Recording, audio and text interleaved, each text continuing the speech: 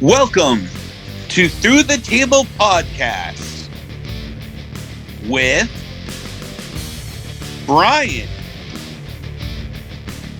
JL, Tom,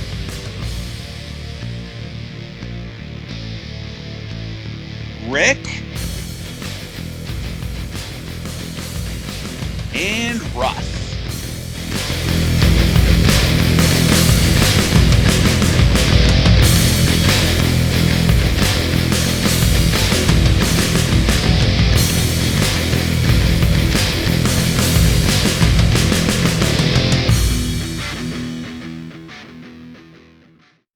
Honestly, when they announced on Dynamite that they wrestled next week, I was, as someone who didn't like them at all in WWE, I'm pretty excited to watch that match next week. Oh yeah.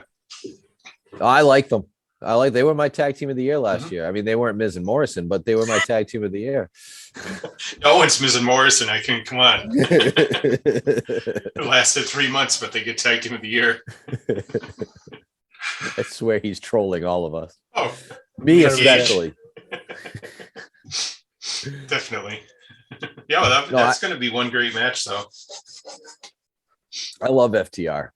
They're going to go all out for it. I see what you did there. Did you see that report that WWE's trying to get him back? Yeah, trying to sign him back. Of course they are. No way. Because they see how successful they are now, and they didn't do anything with them. And no, they're not going anywhere. They're signed for 2 years. Tony Khan is an option for a third year, and he could easily rip it up and give him like a 5-year deal. I wouldn't be shocked if that happens. First up, you're going to see so many different reports that the WWE is interested in this guy or this guy or these people or this girl or whatever. And that's fine. That's great. And never say never. It's professional wrestling. Oh, sure. Never right. Say never. Right. The only one that was ever a true never was Randy Savage coming back. Because they waited until he was dead before they decided to do anything with him. And they had to convince Vince to do something even then. Yeah. He still had a grudge. I still think the rumor of what might have happened there with Randy Savage and young Stephanie might be true. I wouldn't be surprised. As a father, why would you not welcome one of the greatest superstars of all time back with open arms until he's dead? Oh, why? Daughter. That's why I wouldn't. Supposedly. Allegedly. Right, yes, allegedly. Very, very true. Allegedly. Yes. Allegedly. You got to throw the allegedly out there. You do. But where were we going with this? Yeah, no. So never say never. I get that 100%. Yeah, I mean, he goes, if the money's right and the situation's right, sure, why not? Why wouldn't you pass it up? But that's down the road, right before they retire. Just get a payday or two.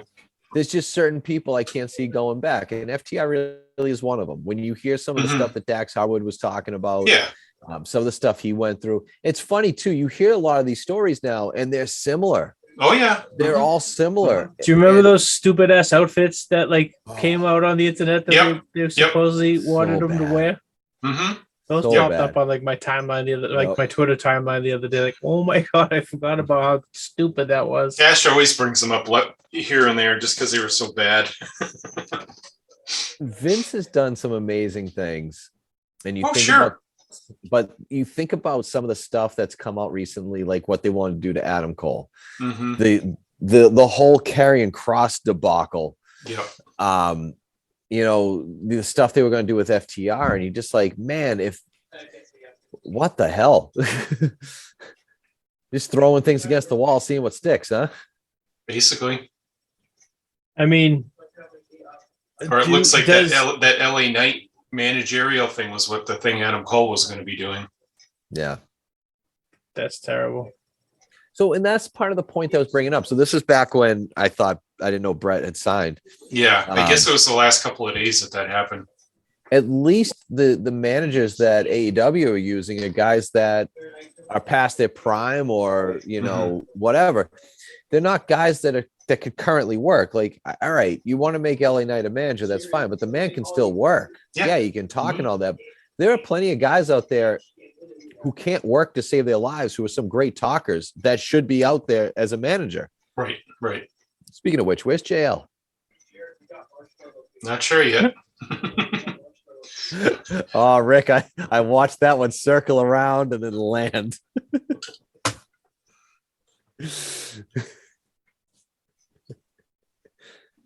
Hi, Ross.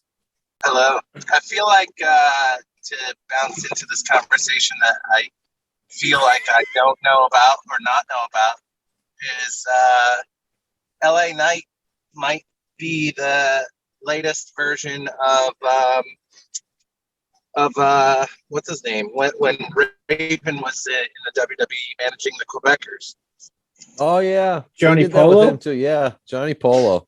Johnny Polo. He could be the new Johnny Polo. He could eventually be on commentary. He could be just kind of like there, and then maybe wrestle down the line as someone else. That actually is a very good comparison because he was great on the Indies, and then the WWE or WWF at the time signed him, and they made him a manager. And they didn't really let him work or anything. It was really weird. And then he leaves there, goes They to said ECW. he was too small for that time period, that he couldn't work. He was too small, so he could That's only crazy be a to me manager. because he's like what he was like 230, 225, something around Yeah, there. about 225, 5'10", but it wasn't like when he was tiny. light heavyweight champion. Yeah. But 225 now is like enormous for like Right. Oh, you know for sure. Yeah. you know what I mean? It's just like Especially with all the guys they announced at under 200 pounds now. that they did it on Dynamite though the other night where it was Wardlow and the Butcher. Yep. It's like, oh, these two behemoths, blah blah blah, and it's like they're 6'3", and it's like that's okay. That's not a behemoth by any means, but No, you for know, AEW, Right. yeah. Yeah. but like Just in general wrestling now, that's pretty big. So, all right, I have I've been seeing this a lot too on my social media, and we really haven't talked about it. I know Battle of the Belts was what like last Saturday, right? Yes. Right. So That kid loved it. So it was a great show. Yeah. But the biggest thing I've been hearing about is how Jonathan Gresham at 5 feet 4 inches is like nowhere like a believable wrestler.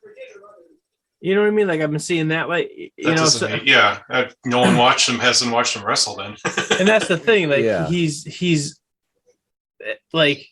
Well, there was one issue with that match. What is it, like the fifth move in? He got a concussion. Oh, did he? When Castle dropped him on the suplex there. Yeah. in his head.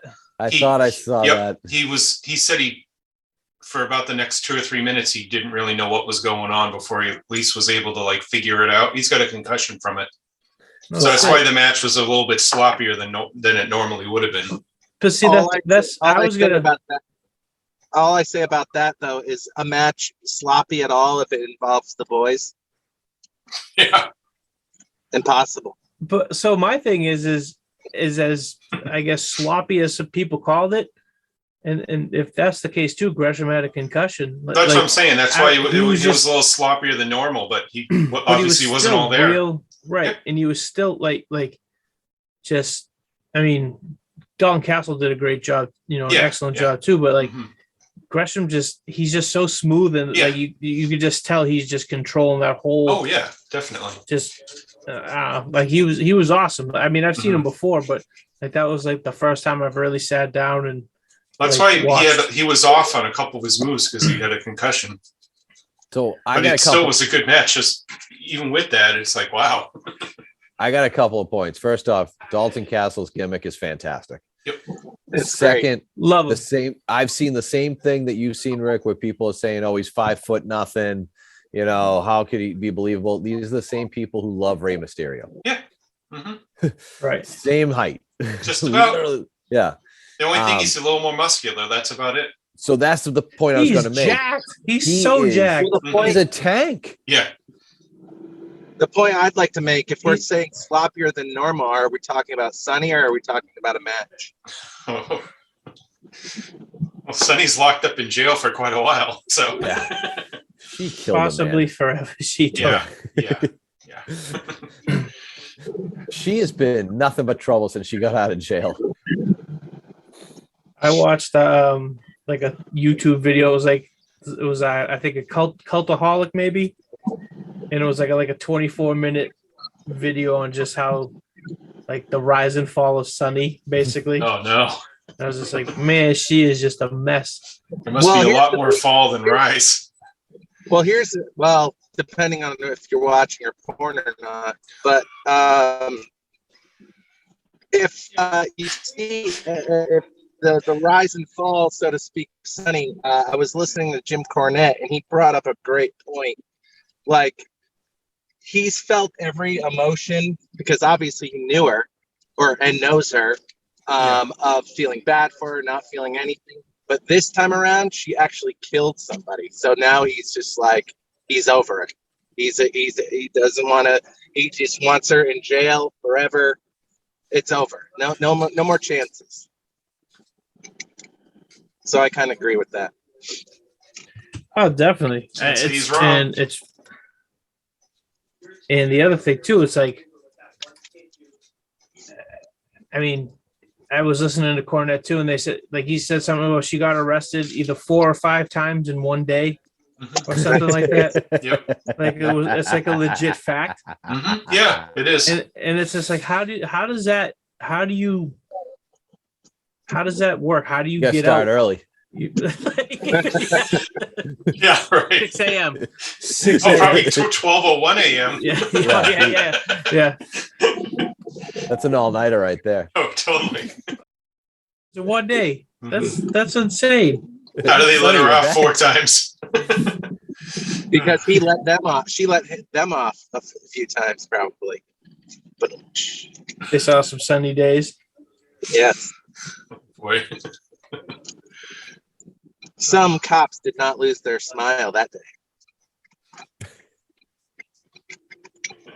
That's because they weren't told they had to drop the title. They definitely dropped the title.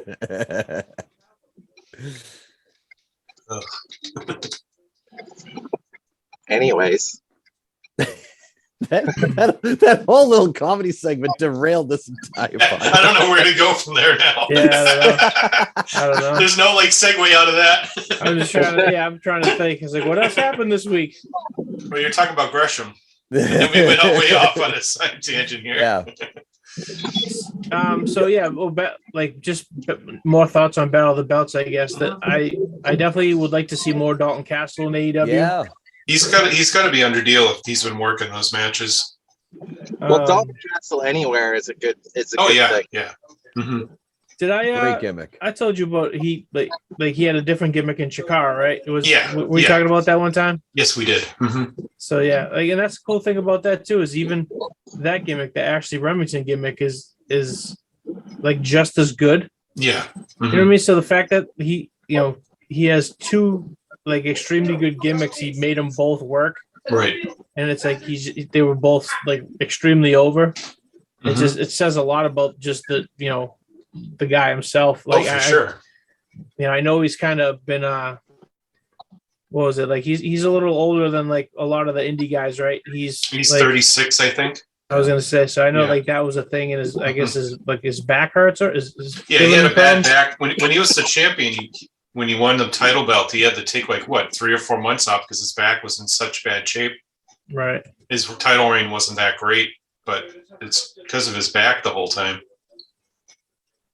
But I guess he's been rehabbing and doing all sorts of stuff. It's a lot better now. And where Ring of Honor wasn't doing a lot of shows every weekend, he was able to recover faster from that. Since you do a show, 1 or 2 shows a month, that's a lot easier to manage yourself, Yeah.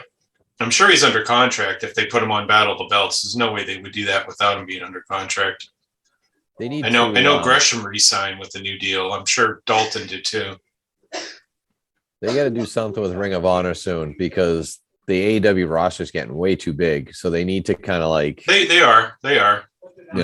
Obviously May 1st. I know there's a bunch of deals coming up, but these are guys that aren't on TV anyway. Right. Yep.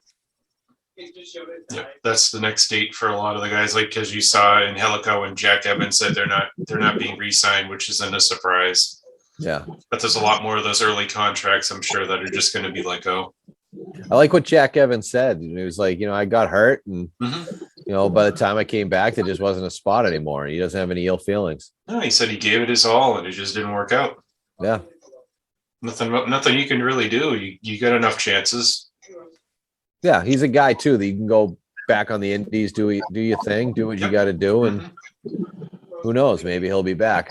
Well, they'll use them for like dark tapings or elevation here and there. That they always do that. I mean, Peter Avalon's not under contract. He shows up every month because they like him. You know, you can pay him per night. That's not hard to do. Number 5 T-shirt seller on PW on Pro Wrestling Tees right now. There you go. Who is Peter Avalon? He sure is. Why? I don't know. I actually have the top 5. Hold on, let me. I like how you just had that, like, just. You have that nugget of information out there. So we'll go 5-1. Number 5, Peter Avalon. Number 4, Ryan Nemeth. Wow. What? Number 3, Dalton Castle. I was going to say JD Drake. Number 2, John Silver. Come on. And your number 1 top 5 for this week on Pro Wrestling Tees, Orange Cassidy. Are they buying their own T-shirts? Is that how it's happening? I mean, come on. So this is their personalized messages. Apparently, it's not the T-shirts. I read it wrong originally. Oh, okay. It's their Their shoot. yeah, their whatever it is. The the cameo. Their cameo gimmicks, whatever they call them. They're right. Yeah. Okay. The Orange Cassidy one's got to be pure entertainment. Oh, I'm sure it is. So what is he gonna do? Just stand there for 5 minutes and go? Either that or he just gives the thumb up. That's all. Paying like $500 for that, or whatever. I would say how much it is. Probably at least 150. It's gotta be. Although you could do a cameo of with Danhausen for $75. I'm sure the Ryan Nemeth and Peter Avalon ones are probably like $20. 25. And Ryan Nemeth is probably like, I'm better than my brother. Ryan Nemeth pays you to do it. That's the key, though, to get famous enough so you can do cameo, and then you're set. Right. Just do something that gets you famous, and then boom, $25 every hour. Yep. Like There you that. Just like that, Sonny. What's that dude? Superhuman? You ever see that? Yep. Yeah, he's wild. Juggalos, this is my juggalos. Yeah. Juggalettes. You see the one he did for Rista? No, I didn't see that one. What did he do? And he actually he went down the slip and slide of carnage. He called it. Jesus. No. And but like he started it off with "Happy Easter." It was the. Loved it. I loved it. This is for my juggalos and juggalettes. And he gets indie appearances out of all this crap.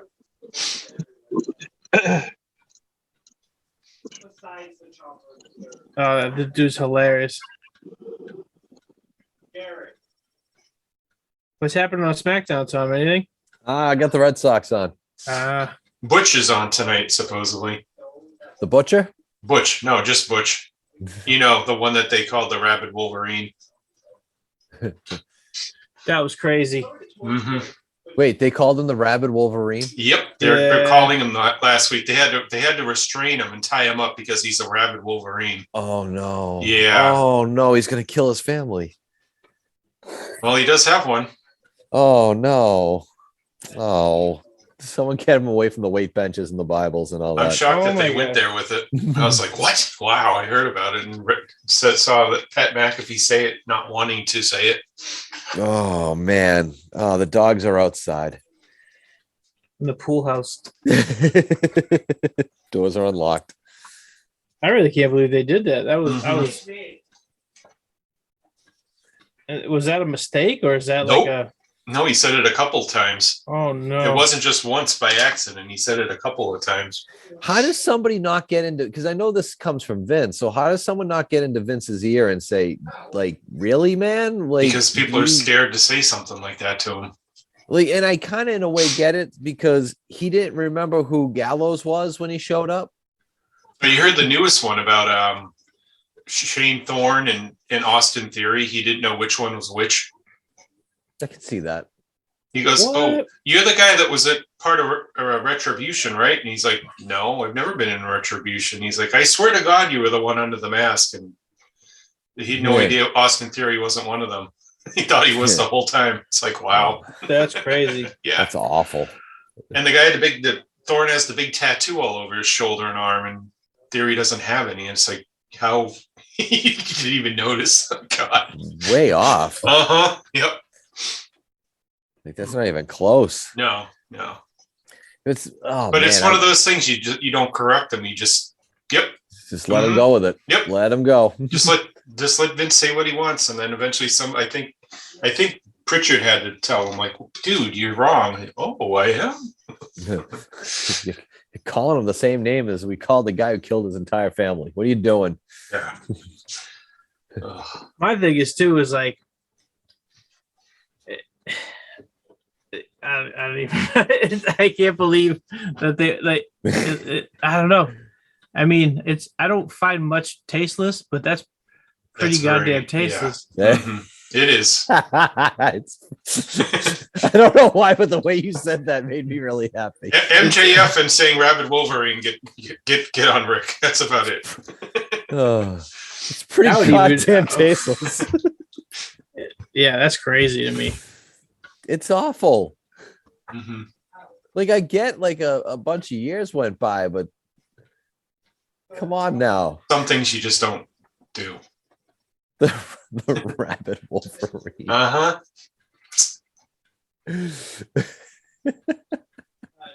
He's got to start doing a flying headbutt, putting someone in a crippler crossface. Wouldn't be surprised. That'll probably happen tonight. Oh man, where's Kevin Sullivan? I have no idea. He's on Judge Steve Harvey. Oh, that's right.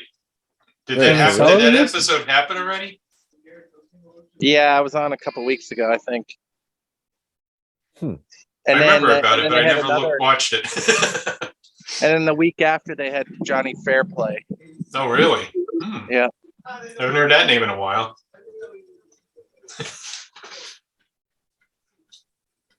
Johnny Fairplay, he's still around. I guess so. Guess so. I bet we could get him on Cameo. Oh, he probably has one, I'm sure, yeah. So what else happened? So we the Forbidden Door announcement, that's pretty crazy. Yep. Yeah, it's fun. Where is the Forbidden Door going to be taking place? Could Oh anyone... no, you're There setting we us go. up. No, you're just setting us up. You know exactly where it is. No, I'm not You're sure. setting this whole thing I was up. actually wondering. Is that the LA show? I don't know. Could it be possibly in, I don't know, Mid-America? little Milwaukee? Milwaukee? No way. No way. Kansas City? Maybe Toronto? Toronto. I heard Toronto.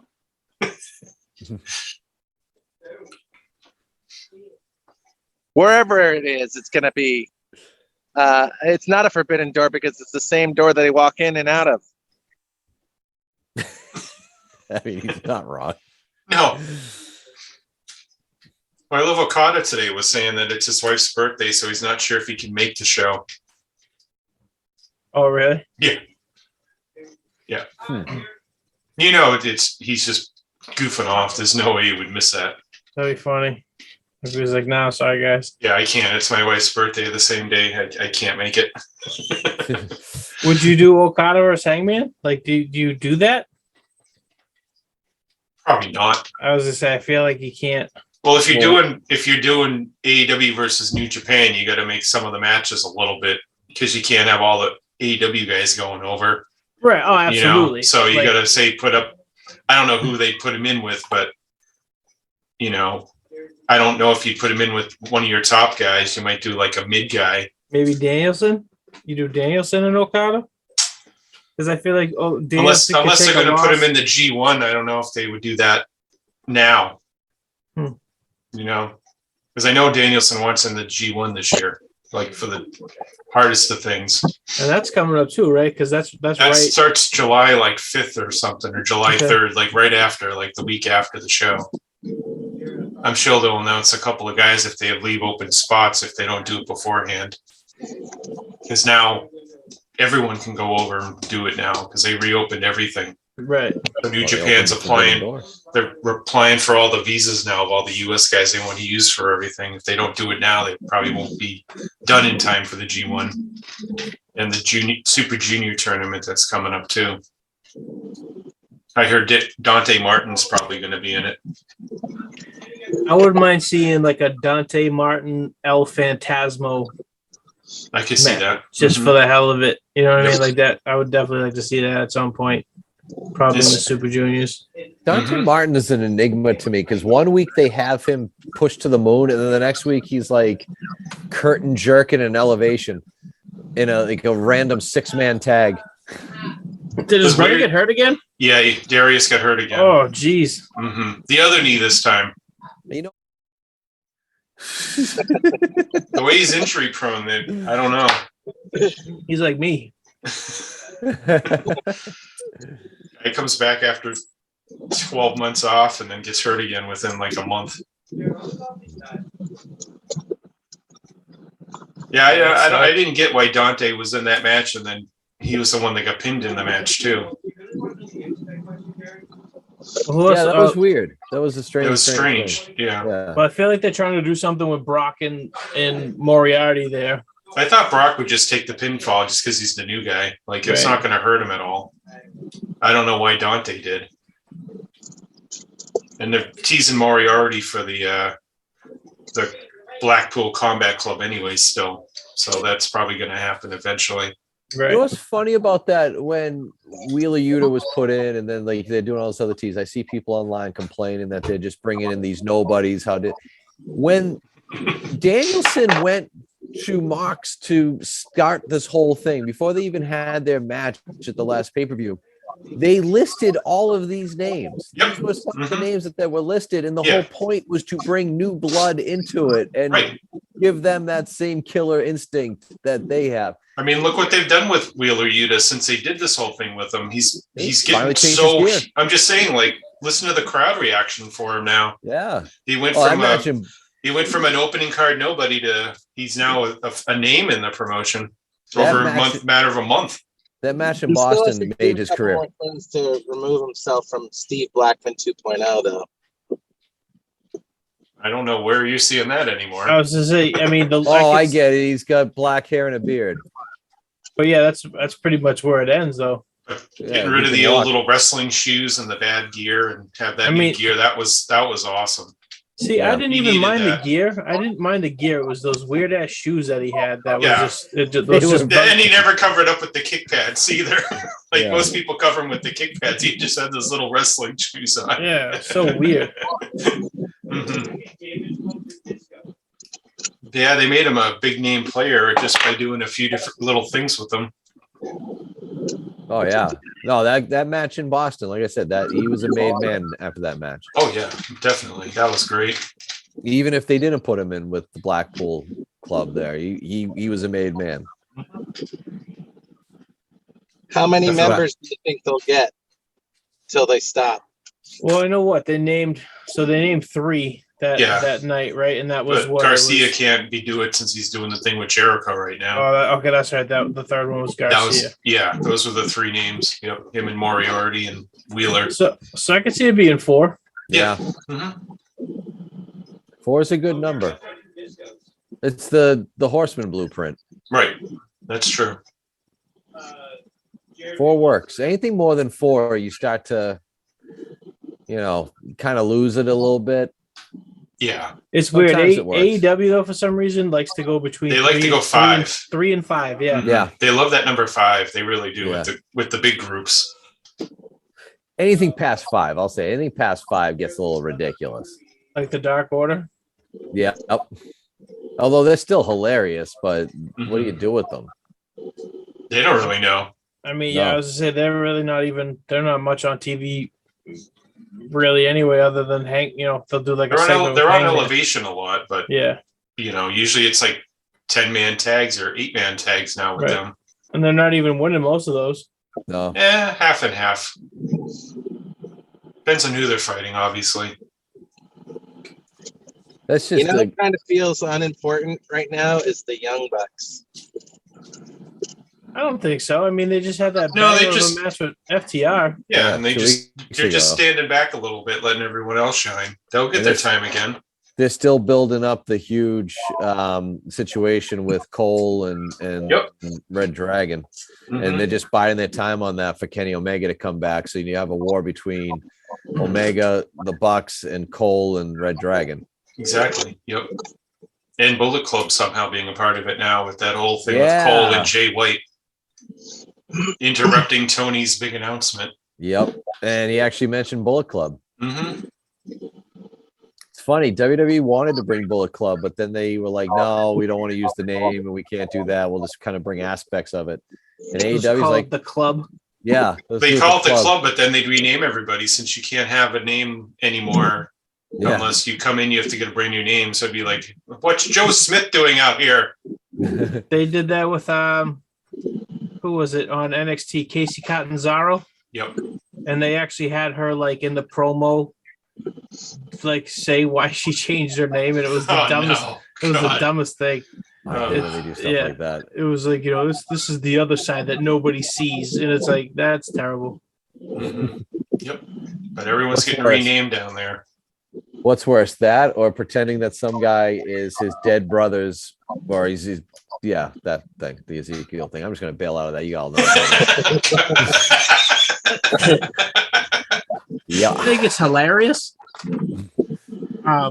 Just everything about it, like it's. I love how Kevin Owens is all just freaking out, thinking everyone's messing with him, and like even Ciampa the other night on Raw was like, no, that's Ezekiel, and it's just I love it. I love it. Kevin Owens is making the gimmick. Sure. The Oh, yeah, problem 100%. is it's not his gimmick. It's No. another guy, but he's making it funny. But the second Who that wants to program speak? goes away, With Zeke. so Yeah, what? that's- So the second that program goes away, like, what do you do with it? nothing. He just goes away into the background again for 6 more months They'll kill him off again. because and he's maybe not there'll that be great of third a one. worker. It was the whole gimmick was his Elias thing. It wasn't bad, but No, but he's not that great in the ring though. No, it was he's- everything out but that in the ring was what got him over. yeah, he's not a technical guy. No, not at all. I'm not sure what Zeke's gonna do. Everything.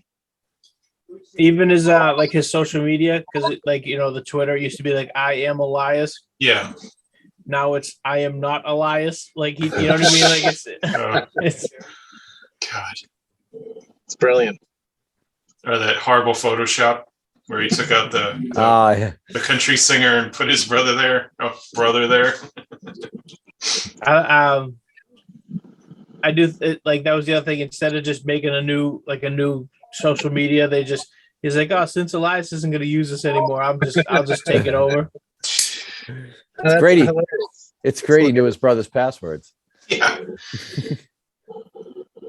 Well, it's a WWE run count, so That's a good point. it's not hard for them to figure it out. Right. See? Storylines are solving themselves.